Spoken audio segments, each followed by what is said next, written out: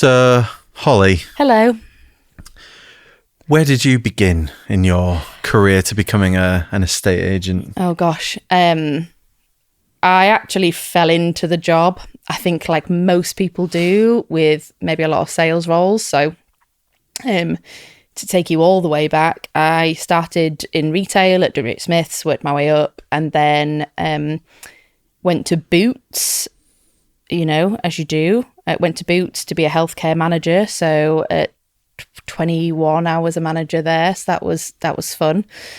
Then I thought, you know what, this is not for me. I don't really like retail. So I thought I'd try something different, and I went to do car sales.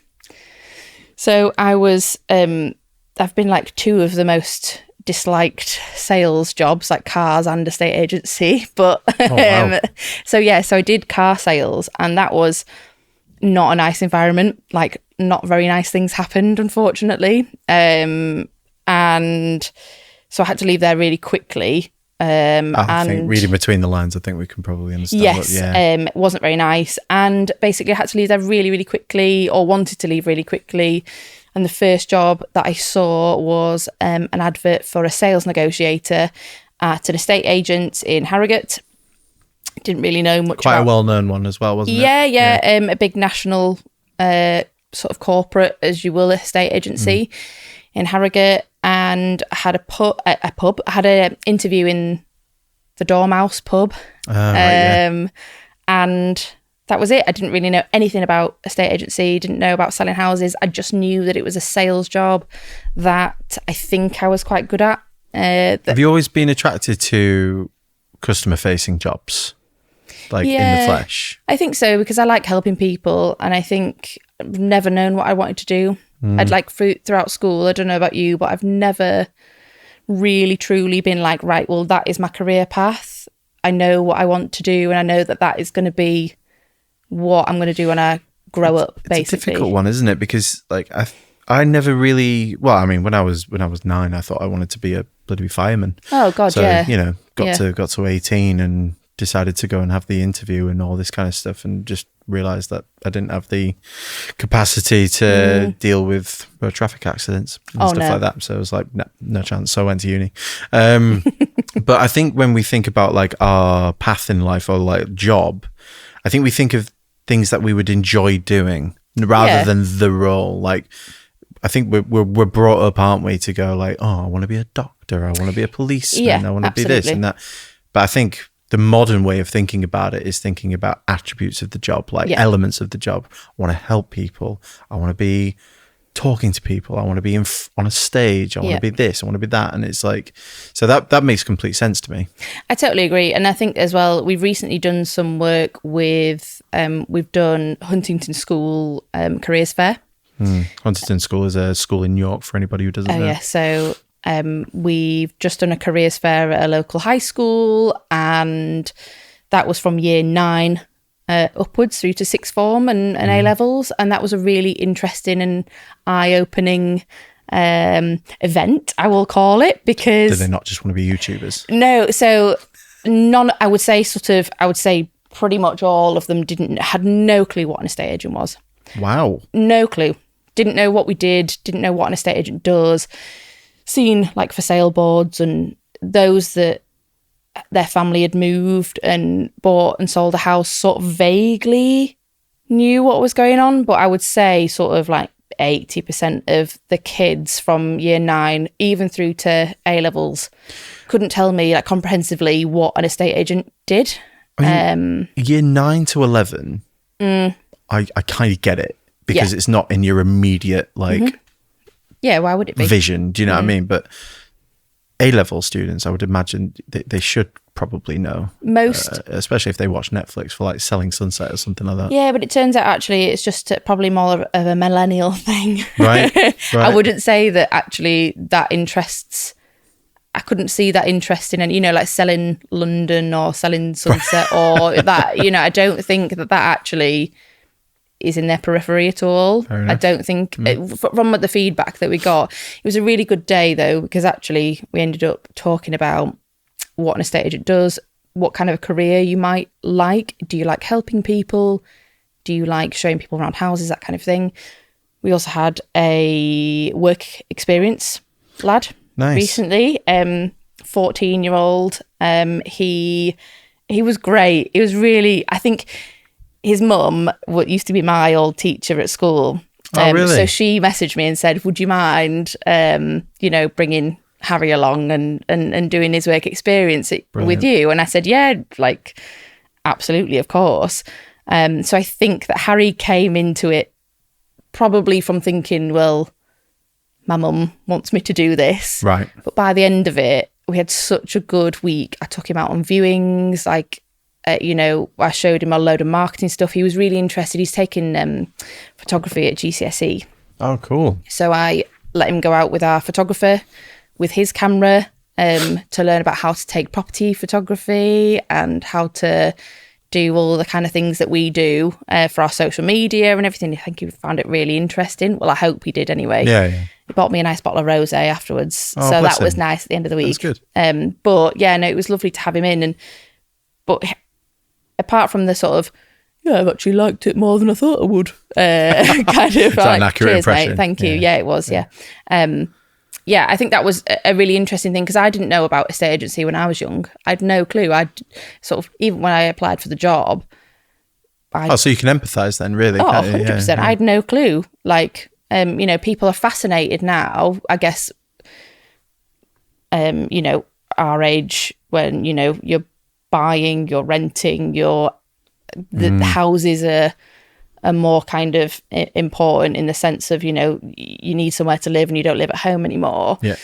So then you've got to learn, but there's not a lot out there to teach people from a young age or even now actually what it really means and what the process is. So I think that's everything I've learned over the last 13 and a half years is just learning about something new.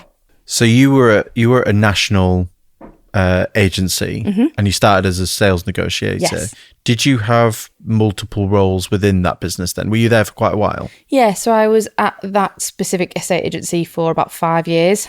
I started as a sales negotiator, so that kind of role looked like going out on viewings, showing people properties. What else? I used to print brochures and make sure that we had enough brochures in the filing cabinet so that we can take them on viewings and hand them out. And this is all like PDFs. Yeah. Not that this is like too long ago. This is only like 13 years ago. Yeah, we're not that old. I know. Really? But yeah, so that role, it was very much as well, because it was a corporate estate agency, you find that it's quite competitive within the team. So you get paid commission on certain things. So what happened in that specific role is that if you booked the viewing, no matter whether you carried out the viewing or even negotiated an offer, if you just picked that phone up and booked that viewing, if they bought the property, that was your commission. That's good. Yeah. Well, I mean, is it? Because so that they've potentially phoned up and you've just happened to be on the end of but you haven't done like it's kind of counterintuitive to business really, isn't it? Because Yeah, it's absolutely. Like if you're working in sales, you're generally getting paid for the getting them over the line and nurturing. Yeah. And then, I mean, you do the sales progression, which is like the after sales. So you do kind of do a bit of that, but it was very much there was my manager at the time, she used to hover her hand over the phone. She used to type with one hand and hover her hand over the phone with the other and like do this. And as soon as anything like was a split second of calling, straight on it. Oh my gosh, he didn't even stand a chance at like, competing against her. Not at all. And especially if I was out on viewings as well, there was no way I was going to answer the phone. So then the wage wasn't great because I had to do that. So then I moved to a different branch. So I went to the York branch and similar sort of role there. I became a little bit more, I wouldn't say senior, but I'd learned a lot more by that point. I was dealing with a lot more, and the York branch didn't have the negotiators go out on viewings. We had a specific accompanied viewer, so we would send one guy out just to do all the viewings. And we would sit a lot in the office all day, making phone calls. But corporate estate agency is completely different to how I run my business now. Corporate estate agency at the time, we had to make 50 phone calls a day, certain amount of hours on the phone, even to a point where there was a... You're calling like pizza shops and stuff. I was calling myself, we're all calling ourselves. But there was a point where kind of they started to notice that we were calling ourselves, and for very split seconds, so it looked like a ring out. Which is horrible. Hacking the system. Yeah, absolutely, which is awful, kind of.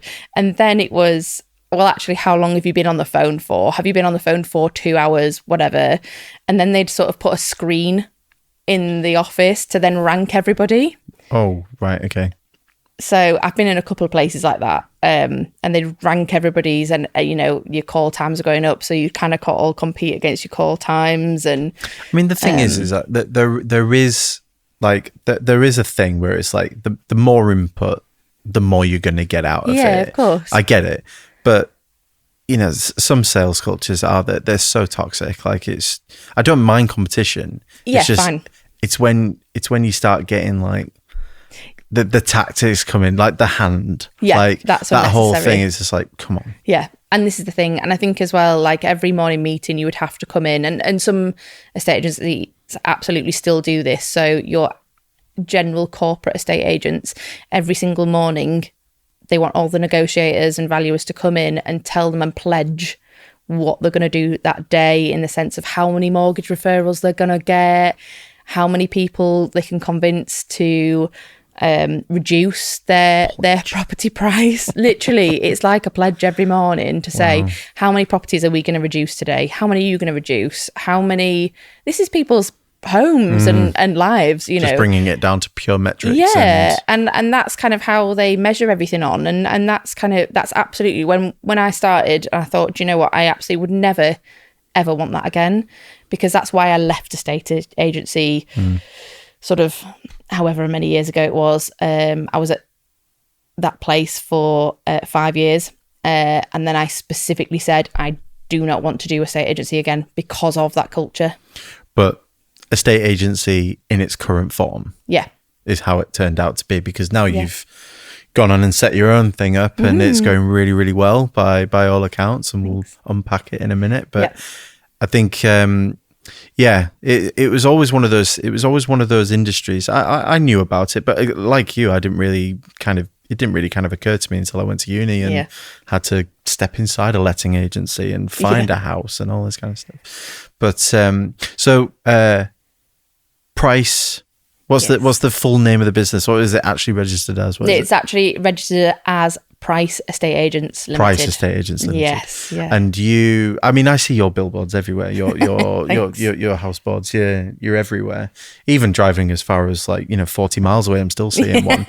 And how long have you been running that now? So it's technically been since I started and when I was self-employed 3.5 years. But yeah, that's full on, hasn't it? Hasn't it? Yeah. Grace, my little girl, was 3 months old when I quit my job. Christ. And I just went, do you know what? We're going to do it. That's it. What is it about kids that make us want to take more risk? The hormones. I don't know. For me, I think it was the hormones, and it just, at 3 months, I was like, do you know what? Let's just do it. But to be fair, myself and my husband had been talking about it since 2020, and it just wasn't the right time. And then having a 3-month-old. 2020 wasn't the right time. Are you kidding me? Yeah, I know. But then having a 3-month-old and at Christmas quitting my job was the right time. Right. Yeah. Of course. Yeah. So makes sense.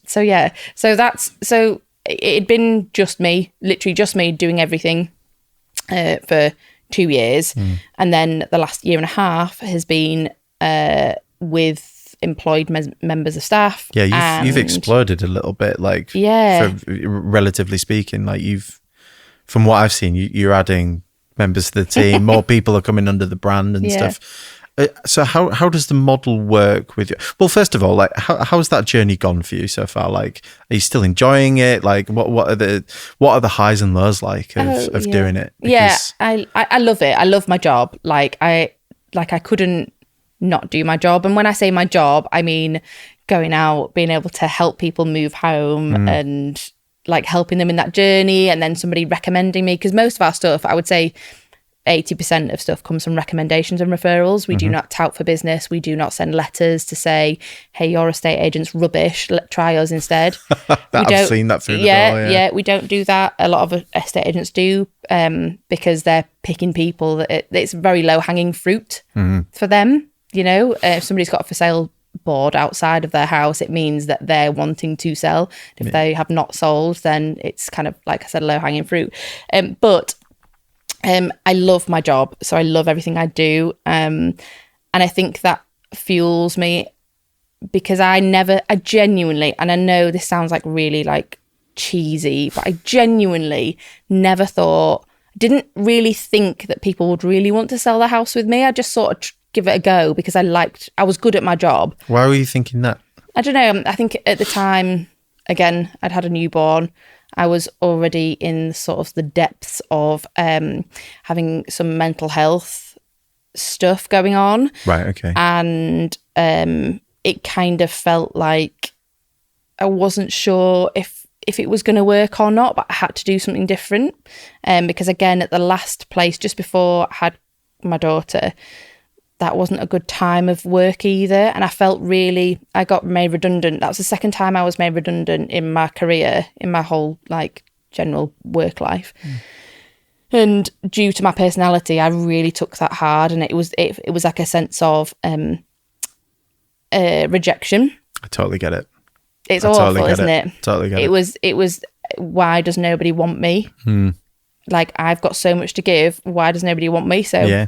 And it usually is never anything personal. It's not, absolutely. I think my last place of work was probably a little bit personal. Yeah. But yeah, and I think that sort of fueled me to do something different, because I thought, well, if nobody else wants me, I want me. Yeah. So why not give it a go? But it was really daunting. Going self-employed, you hand your notice in. Did you have a now or never moment? It's like now or I'm never going to do it. It was. I remember it was the 30th of December. Grace was like 3 months old, and it just had Christmas, and we were like, I can't go back to that job. I cannot do it. I cannot feel like this at work anymore. I don't want to go back there. They don't support me. They don't want me. So I'm going to have to do it. I need to do it now, because if I don't do it now, I will never do it. And I'm on maternity, so why not? Yeah, you got that breathing I'm off, space, so I can build a business from there. So I announced it in the February 2022, thinking that I was going to start from the May 2022, because Grace was going to go into nursery. And by the start of March, I'd already got my first property on the market. Brilliant. And I was like, oh, okay. So yeah, I think it was just kind of it was just fueled by I'm absolutely not going back there, and that rejection of, well, nobody wants me, so I better find somebody who does. I don't think you're alone in feeling that, though. Like, I mean, I get it, and I think there's probably a lot of people out there actually that have similar sort of feelings, even in current like work. They're probably like, "Why am I even here? Nobody wants me," that kind of thing. But the other side of that is like, you probably shouldn't just quit your job. And I mean, yeah, because it is incredibly risky. And we were talking about it before the cameras, but especially as an estate agent, just how risky is it? Well, you know, I'm definitely not saying that the solution once redundancy is coming, you know, to quit your job, because that is not a decision to be taken lightly at all.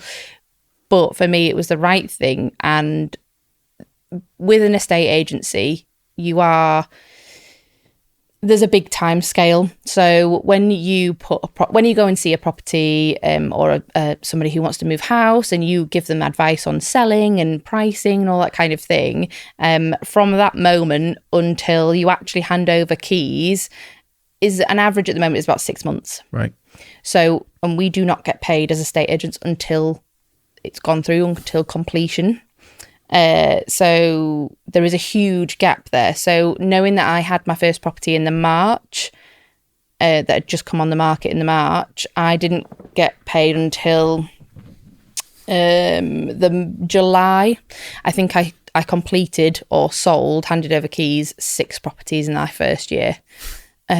Which wasn't. It's got to be good going, that though, isn't it? Yeah. I mean, I haven't a lot to compare it to. compared to this year. we've already done almost 50.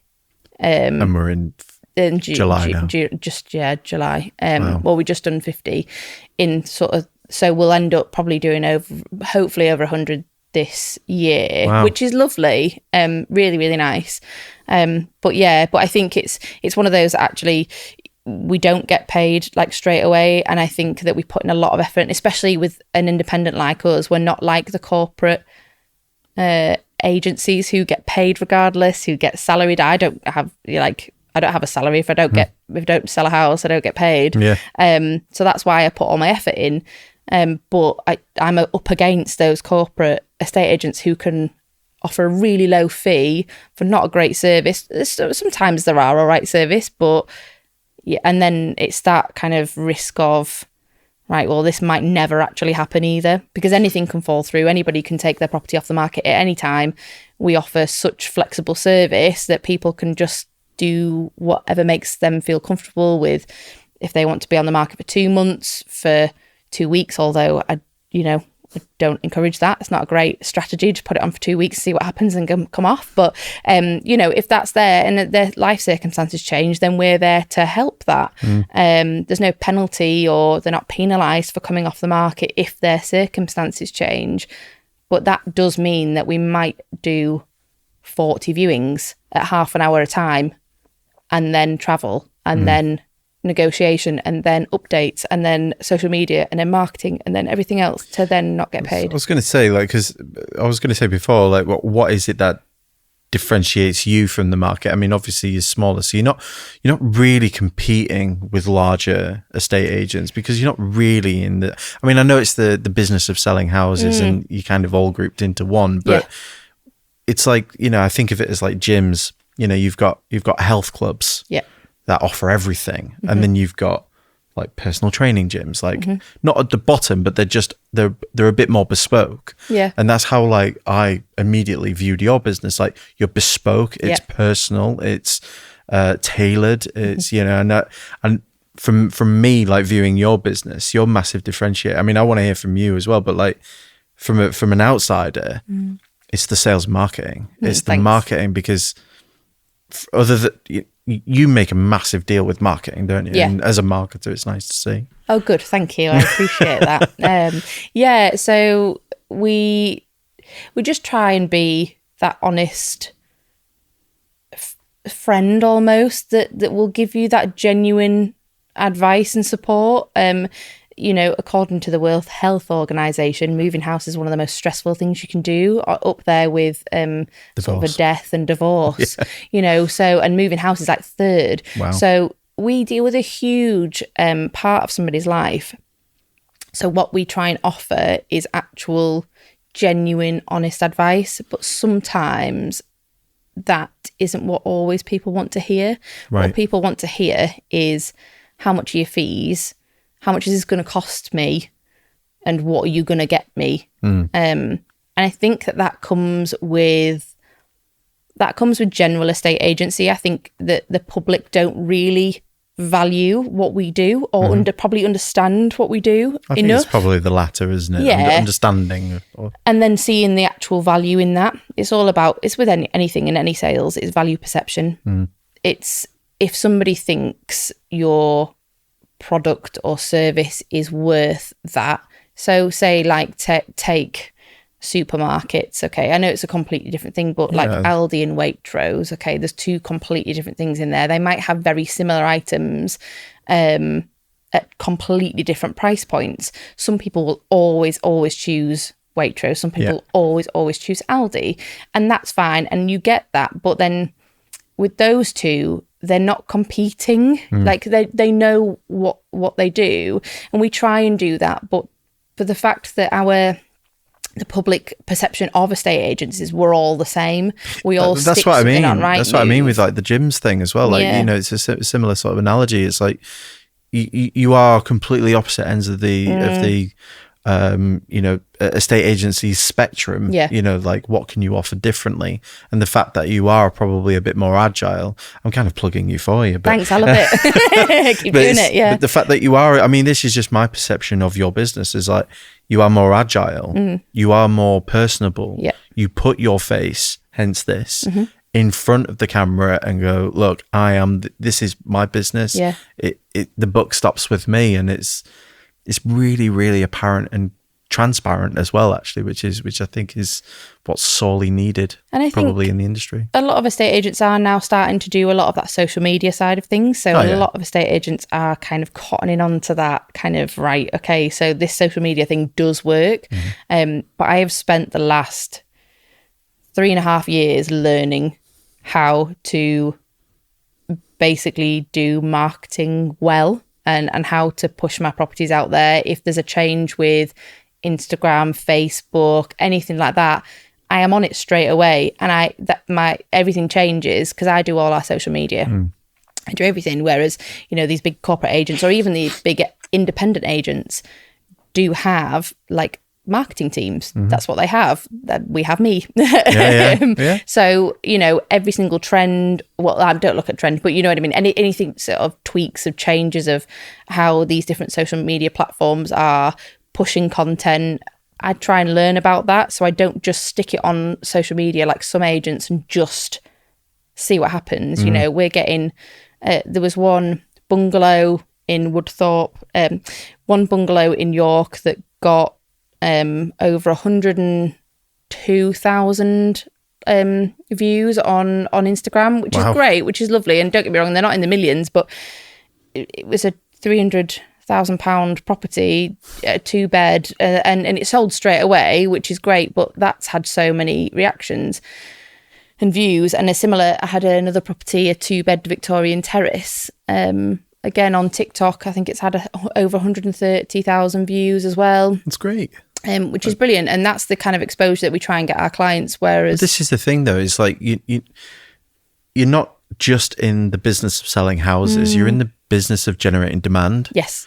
Like, so that's what you're doing, and that's what you've been at the forefront of doing. Yep. You're actually at the cutting edge of the platforms in order to manufacture demand for what is quite just a historically, asset-driven business, really. Yeah. It's like, a property's a property, but how can you sell the hell out of it? Yeah. And you're in the business of sales and marketing, and you're marketing for your client. Yeah. I get it. It's great. Thank you. Well, I think that's what I like to say sometimes. I like to sort of tell people that, yes, I happen to be an estate agent, but I'm actually a really good marketer. That's what I do. I market your property to the best of its potential to get you the best possible outcome in the quickest possible time. So that that you've got everything out of that you can, and that's what we do. So yes, I am an estate agent, and yes, I do have a lot of property knowledge, and I can tell you a lot of things about the back end of it, and I can tell you about the market, and I can tell you about loads of different things. But actually, what I'm very good at is marketing, and that's what gets the results for my clients. Great. I need a drink. So tell me about the model of price estate agents. So obviously there's yourself, owner. Your husband's involved as well at some level, isn't he? Yeah. He's everything in the background, basically keeping everything afloat. He's the accounts. Admin. It's not even just admin. It's literally the accounts. It's marketing. If you imagine, so how our business is set up now is that our estate agency is myself as the business owner and the main person that goes out and does valuations. Yeah. Although some people don't like to call it valuations, some people like to call it market appraisals and marketing meetings, whatever you want to say. Put a value on it. Yeah. So I go out to 3 to 4 houses a day. Each appointment is an hour. Cool. And so I drink a lot of cup of tea and a lot of coffee in a day. It's a bit of an addiction now, obviously. So you don't pay for those, though? Yeah, exactly. It was nice. And then we've got 2 full-time negotiators, sales negotiators, who handle our day-to-day, our phone calls, our client updates, viewings. They do all of that. So we don't have what's called an accompanied viewer. We have our negotiators who know the properties inside and out, do the viewings, do the negotiations, do the client updates. Brilliant. Then I have a part-time negotiator / admin. She does all our onboarding. So I know lots of people don't like the word onboarding, but it's what it is. Yeah. You know, bringing those clients on, as soon as they said, yes, we want to go ahead, we keep that momentum alive and we go, right, well, these are the next steps. Let's book you in for this. Let's get the contract done. Let's get all of that sort of stuff sorted. We've had to structure our team and change the structure of our team quite a lot because I am learning as I go. I have never owned a business before. I've never run a business. I've been a manager at different levels and different places, but I've never run a business. But that's what makes it so good though, right? It's like you're learning all the time. You're agile. You're, you have to be. And everybody started a bit. Everyone who's successful had to start at the same place. So it's, it's no different. So the company that I partner with are called EXP. They are a brokerage / estate, self-employed estate agency model that came over to the UK in 2020. They've been in America for a long time. I think we're in over like 70 countries now in the world. Huge. When I started, there was about 200 self-employed agents. So it's basically a model where you can be a self-employed estate agent. You can be under your own name. It's, it started with Holly Price, powered by EXP. Essentially, they consolidate my overheads and make it easier and cheaper to run a business because Rightmove is about £2,500 a month. On top of Zoopla, all your other CRM systems, emails, phone, everything. I just didn't have a spare £5,000 a month to start up my estate agency. No. So a model such as EXP was really, really important at the time, and I wouldn't be here without them, definitely not. So basically, how it works is that I'm a limited company, I'm completely independent, but they just want their logo under my name, and they do provide support such as our CRM system, all the background stuff, and also we now have a network of over 750 estate agents up and down the UK that are all self-employed. They all back each other. They all do what they want to do. Which is wonderful. So it's a lovely network of people. So how we now work is that we're actually branded slightly differently. So we're branded Price Estate Agents powered by EXP. So we're more of a collective. And so we've got those staff members. So me, 2 negotiators and admin. And I've also got 3 self-employed estate agents that are under our Price brand. So how does that work then? Because so they just want to attach themselves to you, basically. Yeah, so essentially... It's brand power.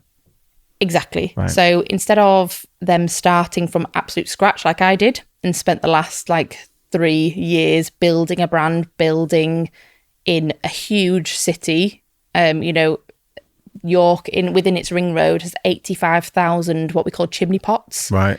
That is a heck of a lot of property to deal with. Plus then we deal on the outside as well. To establish yourself within that, on top of say 56 agents and branches we're up against at the moment that operate in that area. Very hard as one person just to kind of go, hey, it's me. Yeah.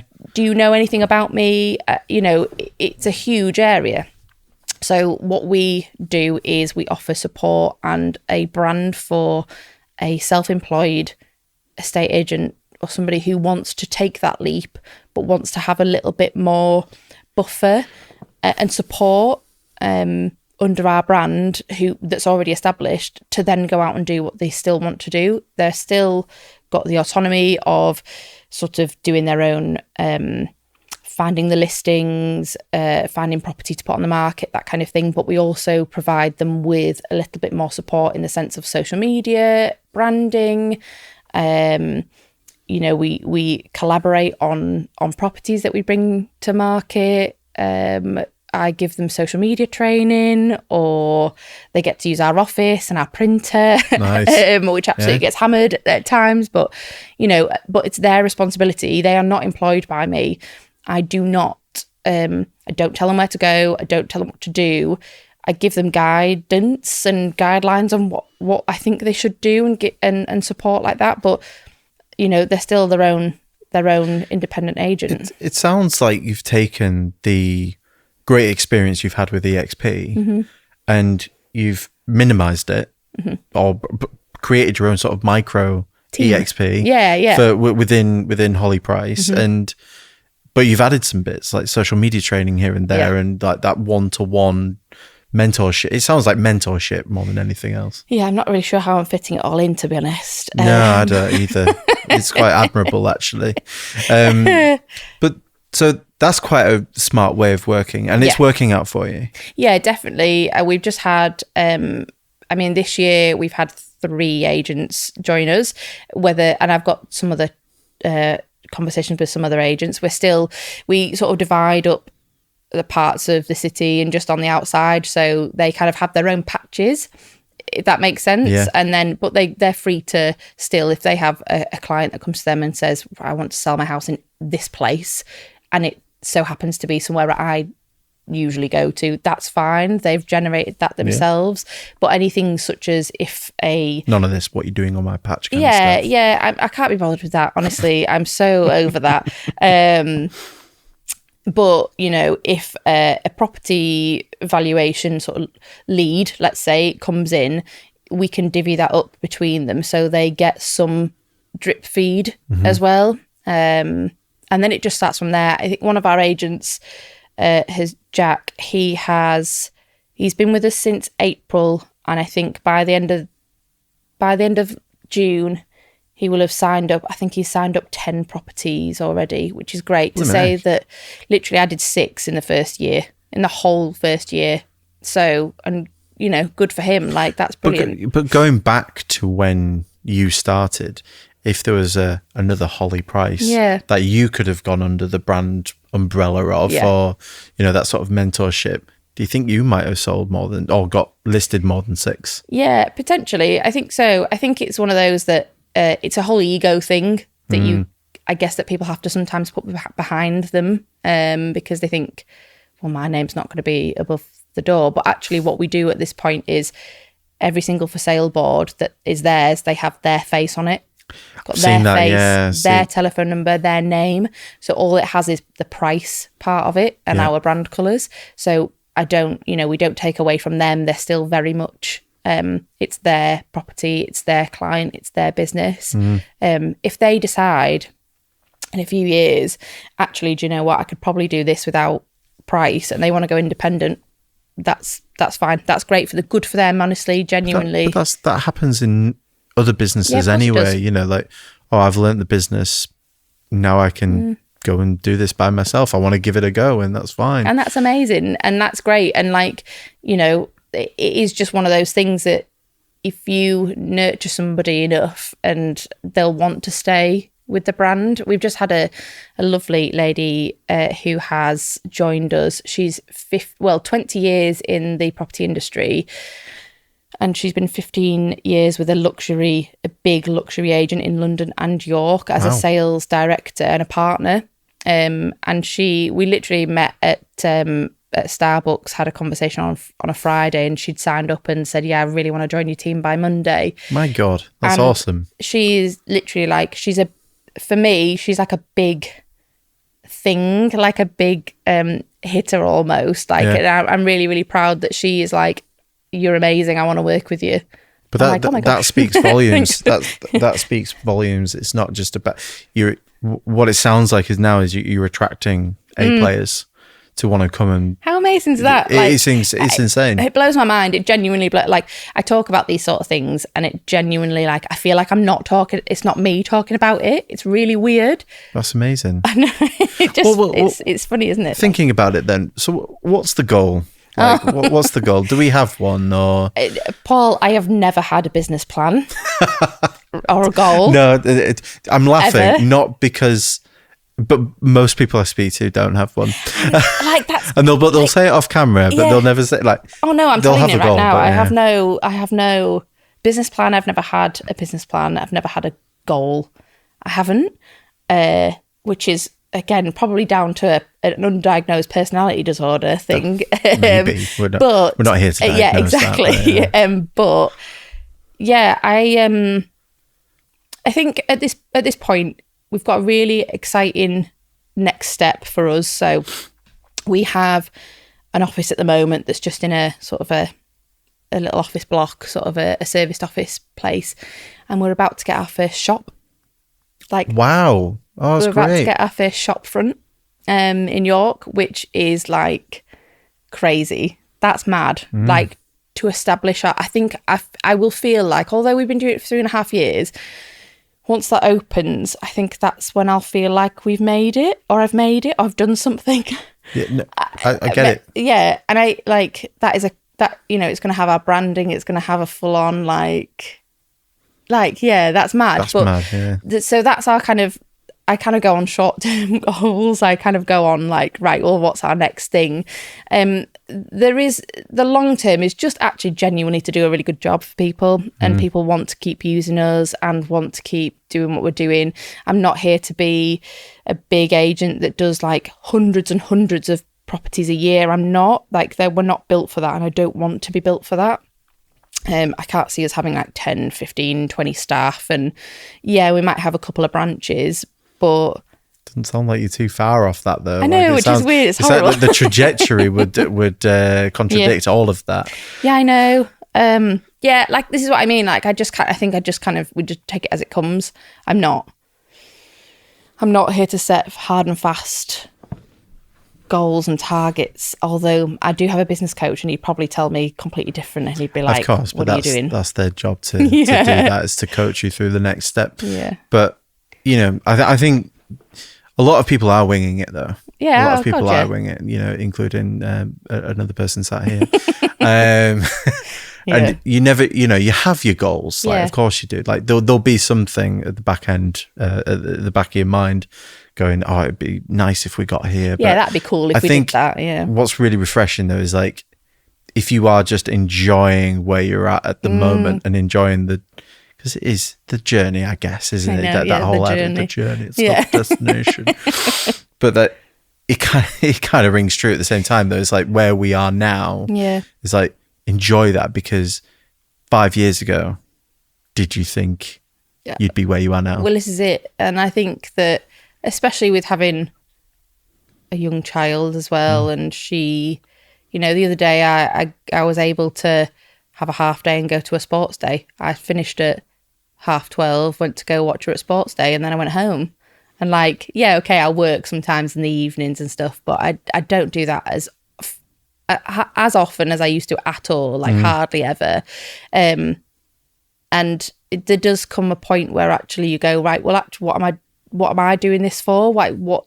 I think that's more of the goals are kind of a bit more family orientated and I guess lifestyle orientated than anything. I don't see that I would retire early. I really love my job. I love what we do, and I think that I'd like to continue to do that until I can't anymore. It's funny. I said that to my wife the other day. I was the other week, sorry, and it was like, I just don't know if I ever will retire. Not because we might not be able to financially, but I just don't know if my mind could take it.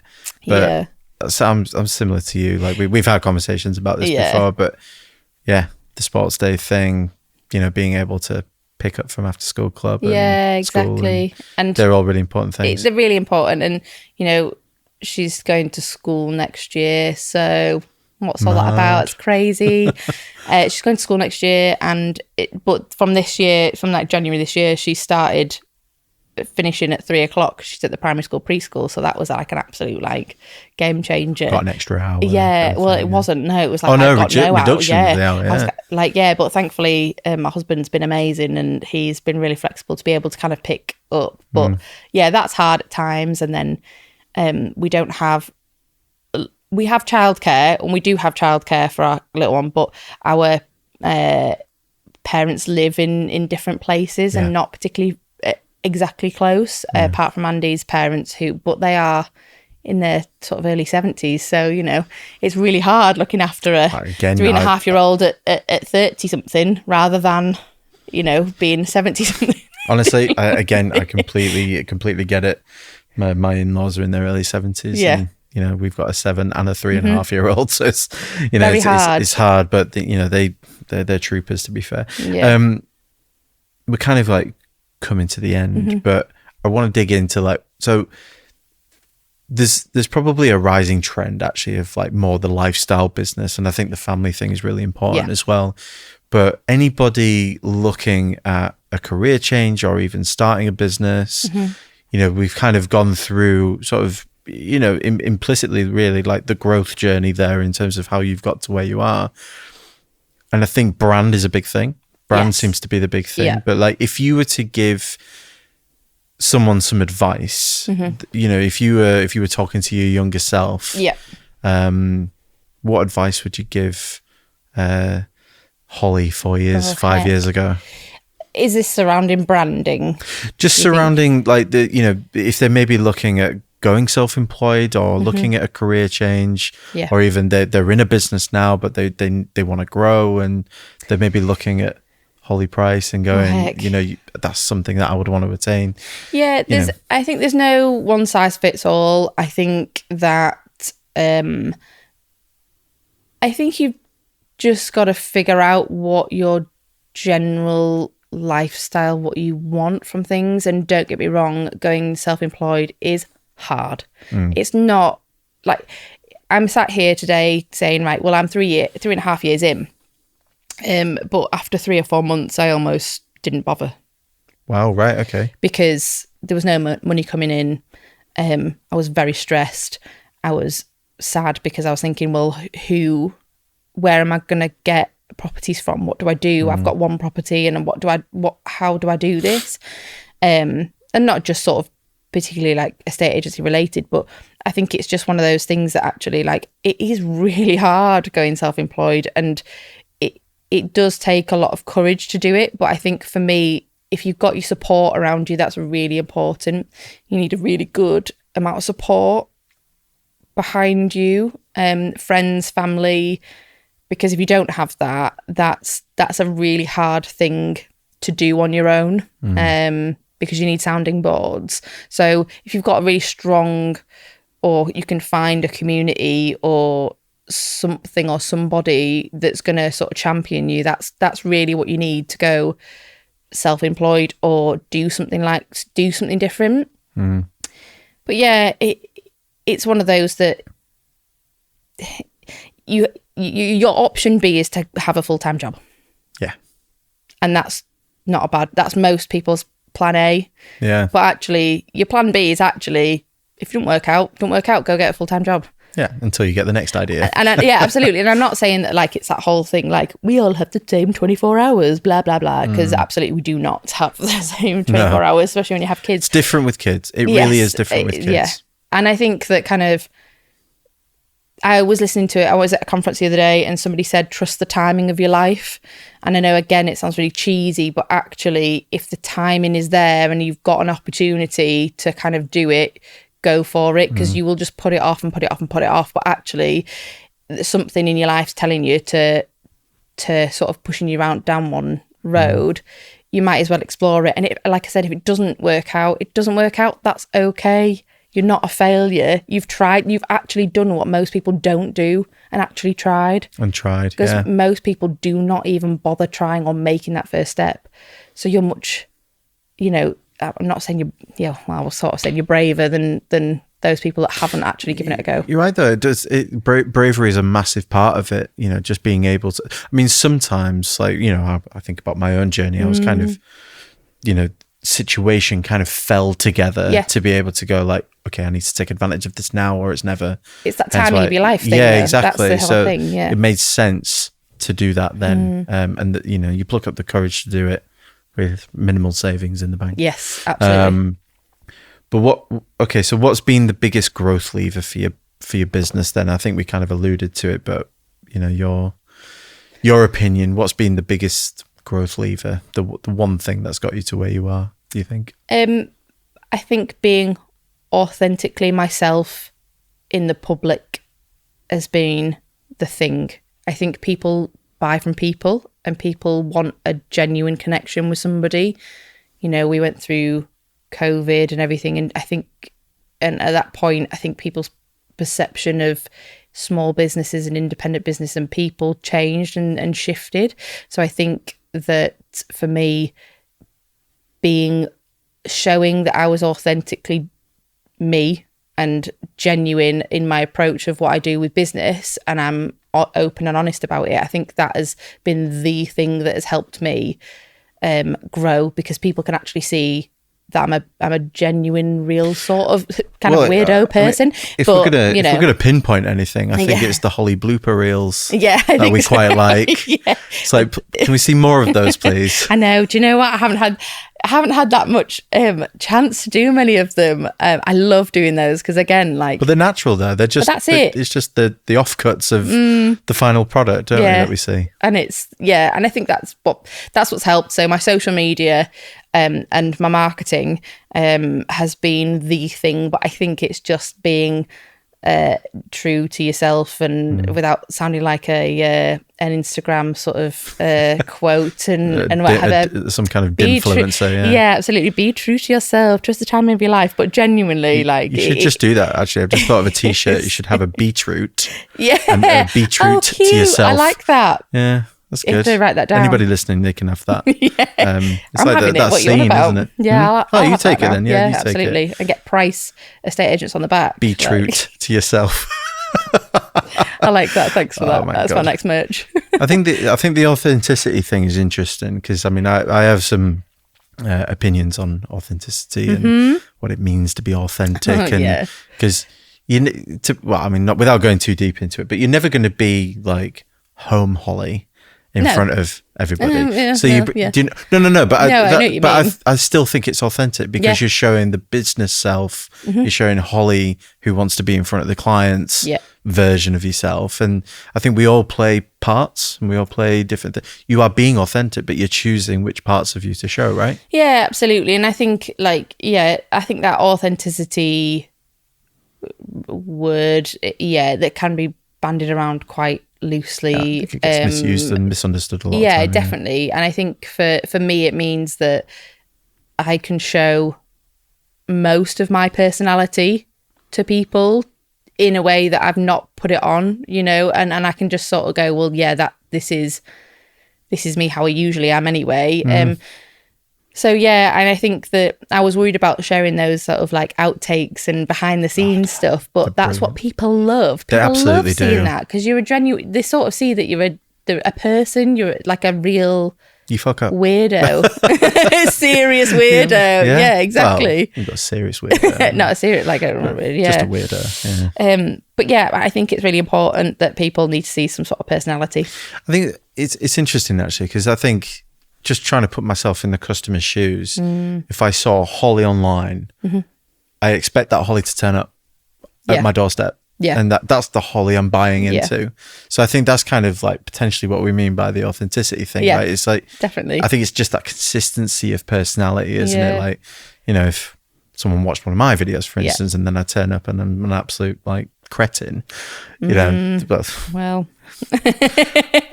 And that's all for now. Yeah, exactly. And cut. I think it is one of those things that people, it's the age old saying, people buy from people, and that's what we have. So, and that's kind of it. But do you know what? I'm not right for everybody, and that's okay. And we're not all right for everybody. That's exactly how you should market yourself. Exactly. And that's absolutely fine. But we are right for the right people. Brilliant. I think that's a really nice place to close. Good. Holly, thanks so much for coming on. So where can people find you? You can find us on Instagram at Move Home with Holly with a Y. And then you can find all of our agents on there as well, plus priceestateagents.com. That's where you will find our website and everything on there to get in touch with us. Amazing. Brilliant. Thank you so much. Thanks.